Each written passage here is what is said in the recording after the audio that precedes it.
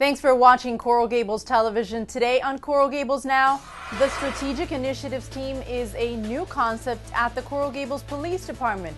We'll tell you more about their mission. When every second counts, the fire department has a new dispatch system to get to you even faster. Plus, tour some of the best designed kitchens in Coral Gables and get some ideas for your own home. And the art and fashion of Cuba's yesteryears is alive and well right here in the City Beautiful. Coral Gables Now starts right now.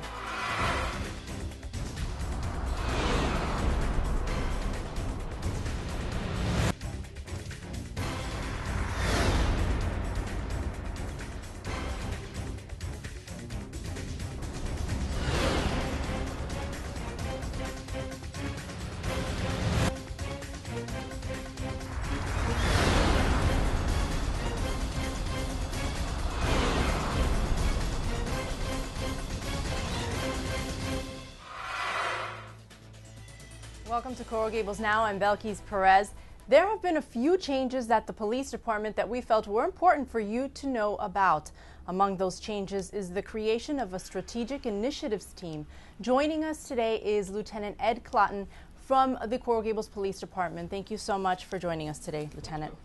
So what's the mission of the strategic initiatives team? So it's a very exciting venture, and its mission is twofold. We have a main focus of the team is to proactively attack crime. In that regard, we have a team that's dedicated solely to conducting surveillances, going after known offenders, trying to catch them as they get out of prison, as they're committing another act, or coming out of jail, or going to commit another crime here in the city. We want to catch them before it actually occurs. So we have a lot of surveillance activity going on. We track known offenders. We also conduct proactive policing and surveillance activity within the city, within areas that are being targeted. And the other component of the team is a problem-solving component. And in that regard, we have some officers who are dedicated to addressing ongoing problems in the city, things such as graffiti or panhandling, ongoing security problems. We work very closely with the Public Information Office to address security issues at be it at a business, maybe even sometimes a residence. So it's a twofold team with the overall mission of being very proactive and working to prevent crime in the city and improve quality of life. And that's exactly what it sounds as. It sounds like if it's a very proactive team, not necessarily reactive, and that's great now in this holiday season as well. So this is a new team, recently formed. How did it emerge? We saw a need to put a proactive team together that was solely responsible for going after crime, and that's what these guys do. This is a team that is not responsible for handling calls for service. So we've been able to allow our on-duty uniform patrol officers solely handle... So just focus on that. Yeah, calls for assistance, traffic accidents, and the routine calls that come in. This team doesn't handle those calls. All they do is go after crime. They don't respond to dispatch calls for service. So this group came up with this idea. Unfortunately, with the administration we have in place today and some restructuring that we did in patrol, we were able to make it happen. Yeah. And so right now the team is 15? There are 15 people now? 12 officers, 2 supervisors, and myself. Okay. So these are members that are now focused just on this, so then the other, as you said, the other officers can really just focus on patrolling. Yes. Tell me about, there's something else that has happened, and that's the change in patrol schedules. It used to be a shift of 4 10-hour shifts, 4 days, yes. 10 hours yes. a day, and now it's 5 days, 8 hours. Correct. What's the difference? The public is not really going to feel a difference because we really have the same amount of personnel deployed. Okay. The difference is huge for us internally speaking. That change occurred in order to allow us to create this strategic initiatives team. So the change to the 5-day, 8-hour schedule allowed us to have a more consistent schedule internally speaking. It's a better utilization of on-duty resources. So we have people working around the clock on 8-hour shifts, and by structure, that schedule allowed us to take these 15 people that were already in place in the department and reallocate them to this team. And that was really the main impetus behind that change. So is there a benefit to this zone patrolling now that's in place as well? Also with this change of shifts, there's also been a change in zoning patrol. Can you explain that to us? Sure. Years ago, we had the zone patrol strategy in place where we had 12 zones throughout the city, and one officer was assigned to each zone. Several years ago, we changed to an area policing strategy. Again, these are different strategies that come and go in law enforcement. The profession has different approaches to policing, through studies that are conducted by different organizations, the National Association of Chiefs of Police and the likes thereof, come up with different strategies for the profession. And that area patrol strategy was really part of a hotspot policing strategy where we take existing on-duty resources and geographically place them where crime trends are occurring. We found out that we would like to continue the zone patrol strategy where we keep an officer in every zone as part of a community policing strategy and combine that with the strategic initiatives team so that really we have the best of both worlds. So now we have an officer in every single neighborhood, divided amongst 12 zones throughout the city. They're there full-time around the clock. There's going to always be somebody in their neighborhood. And we've gone back to that strategy and combined it with this strategic team, initiatives team. And we use them to conduct the hotspot policing activity. So we're deploying that team now where the crime trends are occurring. So those officers that are now more involved in their specific area have a better sense of what's going on and can then engage the strategic team to help out. Absolutely, and really that partnership we've sort of come full circle with. We have a zone patrol officer assigned, we have a SIT officer also assigned to each zone as a liaison, and we have detectives are assigned zones. And those three components working together sort of have closed that intelligence circle for us, an operational circle, so we think it's going to be very efficient. All right, thank you, Lieutenant, I appreciate it. Thank you. All right, and we'll be right back with more of Coral Gables Now. Stay tuned.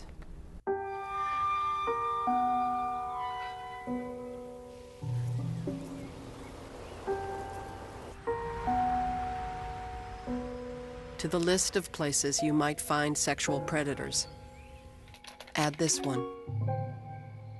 Last year, 1 in 5 children was sexually solicited online. To learn what you can do to protect your kids' online life, visit cybertipline.com. Help delete online predators. Welcome back. In an emergency, every second counts. And with that in mind, the fire department has made improvements to its emergency communication system to make it easier and faster to respond to calls for help. Now, joining us to talk about it is the new Fire Chief, Mark Stolzenberg. Thank you so much for having us, for being here. So specifically, we're talking about a system that's called the Fire Station Alerting System, but you go by another name as well. Yeah, we go by the name Locution, which is the brand name. It's kind of a... Much faster to say, too. Yes. But this is a system that we now have and we've implemented. What does it do? The Locution system, what it does is it aids our current dispatching system. So basically it's a computerized voice system that identifies the vehicles that are going to respond appropriately to the type of call. It announces the system, it announces the address, it announces the incident, and the vehicles that are supposed to respond to the emergency. How was this handled before then, before the system? Prior to Locution, what would happen is a 911 call would come in, a call taker would receive the call, get the appropriate information, and that still continues. And at some point, they would send it over to the dispatching side where there was another dispatcher who would then attach the vehicles to the type of call and actually make a verbal announcement or a paging system over the radio and over the station paging alert system to notify the trucks to go. The difference is now the call taker still takes the call and routes it to the Locution system who identifies the appropriate vehicles, and instead of the dispatcher having to actually make the dispatch, all they would do is then accept what the Locution system recommended, and then an automated voice would take it over at that point. So Chief, okay, so basically, because it sounds to me like when the operator was doing this, or the person who was in charge of dispatching, how would they determine what vehicles were sent to the scene? That's done through basically our protocols. We have a list of incident types that are all coded out, And in those incidents, like a house fire, we would send various trucks to a house fire. A medical alert, we would send various trucks to that medical alert. And they would see if they were even, on see service, if they were right? available, If right? they were available. If they're not on another call, and then figuring it out which one you want to send. And the automated system figures that out automatically, Right. and it So you speeds save it up. time, right? And that's the whole thing with response time. We're trying to get our units to the incident address as quickly as possible. And this is just one aspect of it. So the goal here is to speed up the call processing time and then the dispatching time and the travel time. So this system is cost about $300,000, but 90% of it came from a grant? Yes, we were fortunate to apply for a FEMA Firefighters Assistance grant, which was a 90% grant with a 10% match. So it was we were very fortunate to receive that. Very significant. Yes. And so and when you applied to the grant, you said this is what you want to use it for? Specifically, right. Specifically, okay. Tell me about the special features of this system. And we've got some unique challenges here in the city, and how this new system addresses those. Well, one of the first things that attracted us to the system was the names of the streets here in Coral Gables. You can ask 5 people to pronounce them, and you might get 5 different pronunciations. So the first thing that it does is it announces all the names of the street with the same voice, and it's actually a human voice, which is very unique because most of these systems, the automated systems, do not use a human voice, and it's very choppy. Okay. So our system is a human voice that is alerting, calming, and people can recognize it every time. So there's no difference. Like a neutral, right. Neutral voice. Okay. And so do you think that's one of the most significant aspects of it? I mean, it seems so, because it's true what you're saying. I mean, we've got different streets. They're all Spanish. Some are Spanish. Right. So it would make sense that you would need a neutral. Was that a challenge before? Yes, there's many times where the dispatchers will go out and you hear the trucks and the personnel in the spot, can you please repeat the address? Can you say that, or give me the spelling? Some names are very similar. And that still may happen, but at least over time you're going to learn that voice, and you don't have to worry about or think that there may be a different voice tomorrow than there is today. Okay. And are there any other agencies that have this in our area? This particular system is unique to South Florida. There's no other agencies right now that we're aware of that are using it. There are some other agencies up in Palm Beach County, I believe, is using it, and they had the similar success that we're anticipating having as well. All right. Well, congratulations. We're looking forward to seeing those stats. We'll bring you on when you've got more information on your response times. Thank you, Chief. Thank you. All right, and we'll be right back with more of Coral Gables Now. Stay tuned. Take a pop quiz with me. In what film did I feel a need for speed? What was my call sign? Who did I sit behind in the F-14? Oh, and one more question. Who does your kid sit behind in homeroom? Know what really matters. Know about your kid's school, and know about your kid. Find out 100 ways to know more, do more. Welcome back. After all that baking and cooking for the holidays, it might be a good idea to give your kitchen a facelift. And if you're looking for ideas, make sure to visit the annual Tour of Kitchens. Tanya Leeds has that story and others on City News. Tanya? It's that time of year when we get a chance to look inside some grand Coral Gables homes and take a tour of their kitchens. Mark your calendars, the 5th annual Tour of Kitchens takes place on Saturday, January 25th. 6 to 8 houses will be showcased this year, and there will be appliance demonstrations, ideas for table settings, and kitchen renovations. These homes will also offer tastings from various local restaurants. The Tour of Kitchens is a fundraising event for the Coral Gables Community Foundation, and some proceeds will benefit the culinary arts program at Coral Gables Senior High. For more information, visit www.coralgablestourofkitchens.com. In other news, the Merrick House is looking for volunteers to serve as docents for the historic boyhood home of city founder George Merrick.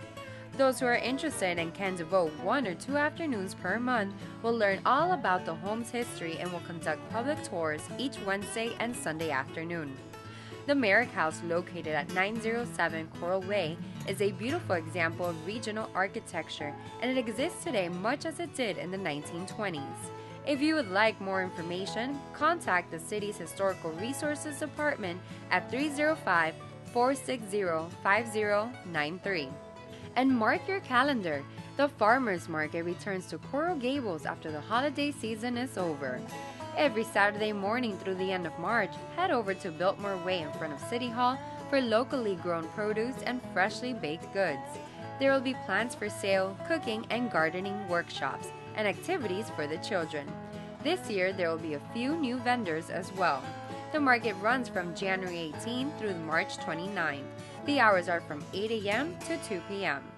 That's all I have for City News. Back to you, Belkis. All right, thanks, Tanya. Recently, the city of Coral Gables joined with Baptist Health South Florida for Caring for Our Community. It's a day of service. Dozens of volunteers showed up to help make repairs and improvements to the historic St. Mary's Missionary Baptist Church, which is located right here in the city. As Rodolfo Roman explains, it was a cause that was very near and dear to the City Commission. Coral Gables commissioners braved the rain for a day dedicated to transforming a local church. City commissioners and the mayor brought out the paint and buckets and laid the grass to help give St. Mary's First Missionary Baptist Church a facelift.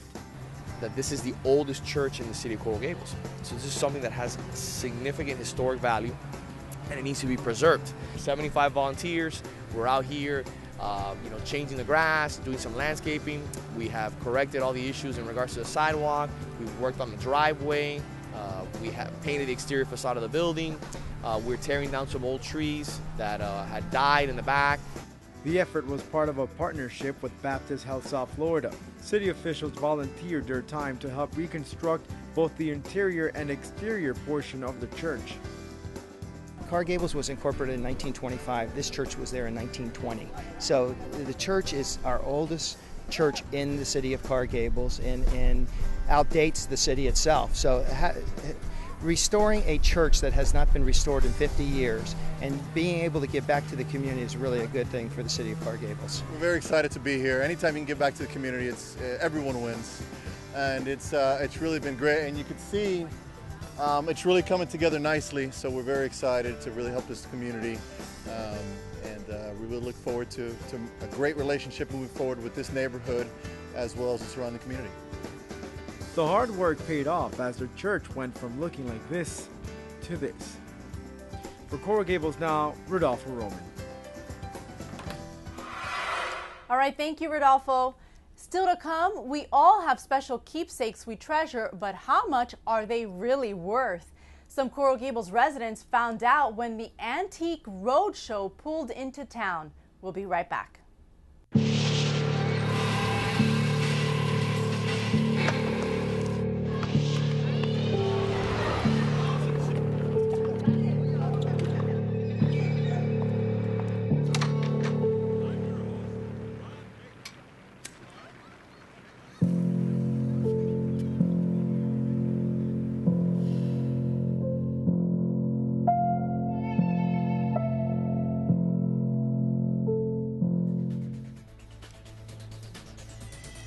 Welcome back. The art and culture of Cuba from the 1950s came alive through the colorful fabrics and textures of a recent fashion exhibition. Tanya Leitz has that story. Tonight we are being transported back to 1950s in Havana, Cuba, a decade that is known for its celebrations, its culture, and of course, some Latin music. Turrón de maní, boniatillo, ajonjolí were some of the Cuban delicacies at Fashion for Charities, a night in Havana. Hundreds were present to embrace their Cuban roots, dressed up in their guayaberas and other traditional garments such as fedoras at the Coral Gables Museum. Unique to this event was an exhibition of art and fashion, joining forces towards charity efforts. We've expanded into doing workshops for the community in regards to interview etiquette and how to dress and style for interviews. And now we're trying to create a fund for children who are interested in going to the arts or the fashion world. This is the first fundraiser event the foundation has created to provide students scholarships to pursue these careers. Guests had the opportunity to see the works of Cuban descent locals who also have their businesses established in Coral Gables. artist Humberto Benitez, and fashion duo Ella Bella and Rocio.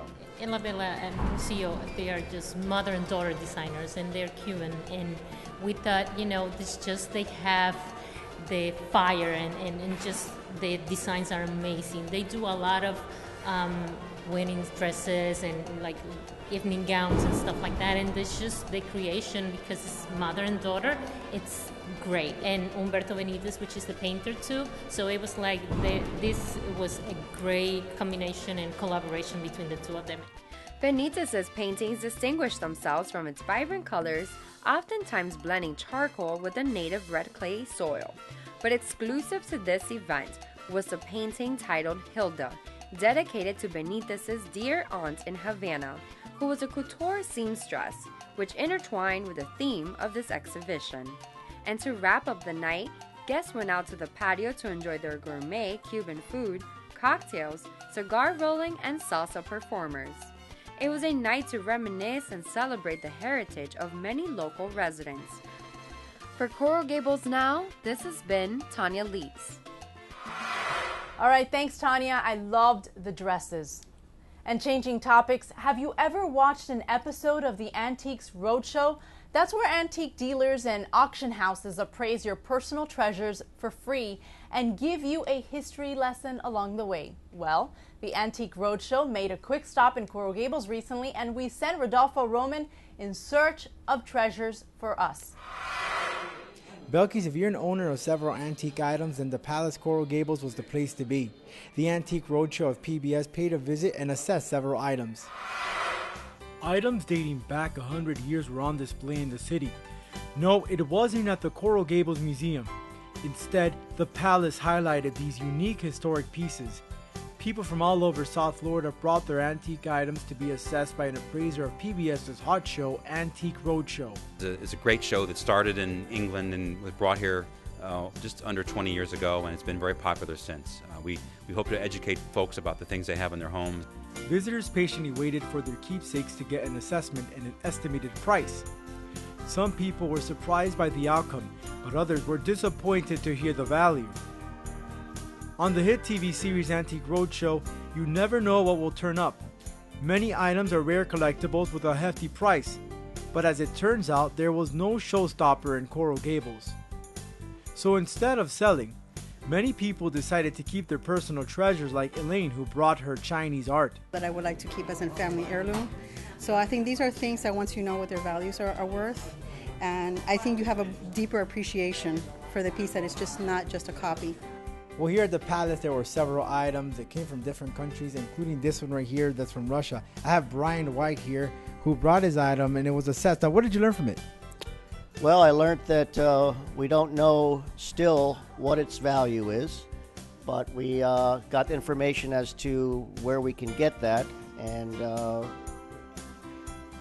we'll just have to follow his lead and try to get the value figured out. But it's a really cool painting. It's part of the family.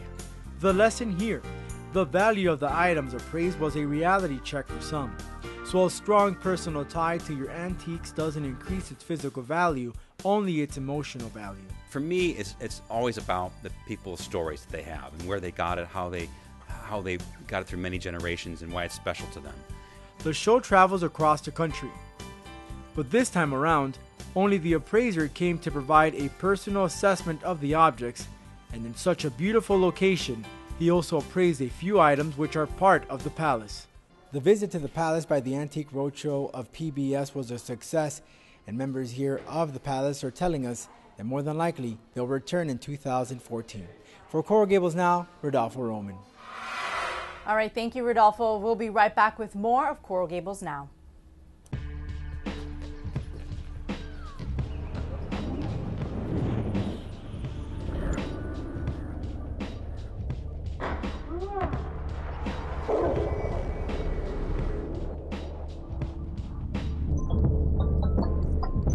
Once you see the world through math and science, you'll never see anything the same way again. Go to girlsgrowtech.org. You'll see. That does it for this edition of Coral Gables Now. Thanks for watching Coral Gables Television. Make sure to watch us and like us on youtube.com/Coral Gables TV or on coralgables.com/Coral Gables TV. We leave you now with the sights and sounds of the Junior Orange Bowl Parade. The parade is the culmination of many athletic, academic, and cultural competitions for children from around the world. Hope you enjoy it, and we'll see you next month.